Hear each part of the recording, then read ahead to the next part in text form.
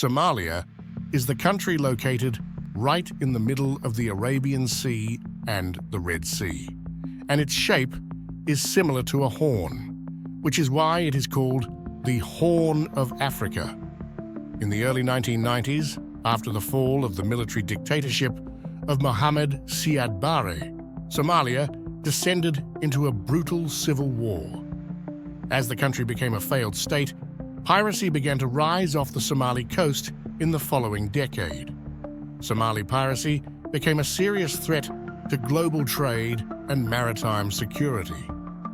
Despite interventions from the United Nations, the European Union, and NATO, piracy continued in Somalia. In this episode of The Missing Pages, we will explore why and how piracy started in Somalia. Before we begin, please subscribe to The Missing Pages and click the bell icon for notifications.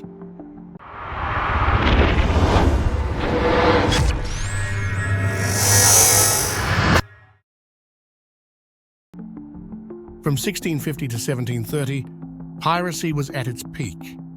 During this time, the British conducted many naval expeditions to expand their empire. The crew members on these ships were often treated as forced labor, with little food or proper payment. If they didn't do their work properly, they would be whipped by the ship's boatswain. At the end of the month, they were paid poorly, and sometimes as punishment, they were thrown overboard. Many sailors, frustrated by these injustices, turned to piracy.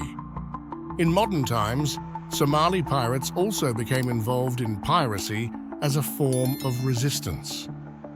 After the collapse of the Somali government in 1991, European ships began mysteriously appearing off the coast of Somalia. These ships started dumping large barrels near the coast, which contained hazardous radioactive materials. The locals didn't realize the dangers at first, but they soon began to experience strange illnesses. Pregnant Somali women started giving birth to deformed babies. After the 2005 tsunami, thousands of abandoned and leaking barrels washed up along the Somali coast. Most of these barrels contained waste from European hospitals and factories, smuggled through Italian mafias. Toxic substances like lead, cadmium, and other harmful chemicals poisoned Somali waters, causing severe radioactive contamination. Despite this, European governments took no action to stop the dumping or compensate the victims. At the same time, European ships were also taking advantage of Somalia's main resource, its fish stock. Some ships took up to $300 million worth of fish every year. Somali fishermen noticed that their waters were becoming emptier and emptier, and in response, they started chasing away these foreign fishing vessels with their small speedboats. They also tried to impose taxes on illegal fishing and prevent coastal destruction, but nothing worked. Eventually, they began to seize some of the ships dumping waste. This boosted their confidence and made them realize that hijacking ships for ransom was much easier than just trying to scare them off or collect taxes. As they understood the benefits of piracy, some local fishermen and former military personnel, familiar with the sea, started forming notorious pirate groups. These pirates became popular among the local population, with more than 70% of Somalis viewing piracy as a national strategy to protect their seas and resources. From 2000 onwards, Somali pirates became a serious threat to ships traveling on international routes.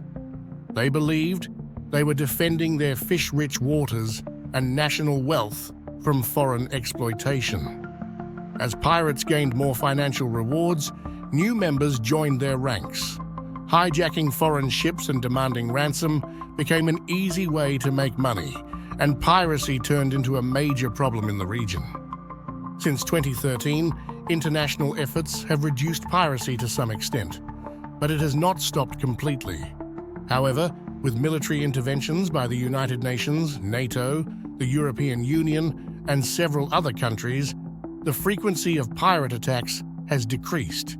In the next episode, we will look at how Somali pirates, using just small speedboats, managed to hijack large ships in the middle of the ocean. If you're new to the channel, feel free to watch our other videos. To get regular updates, please subscribe to the channel and click the bell icon. We'll see you in the next video.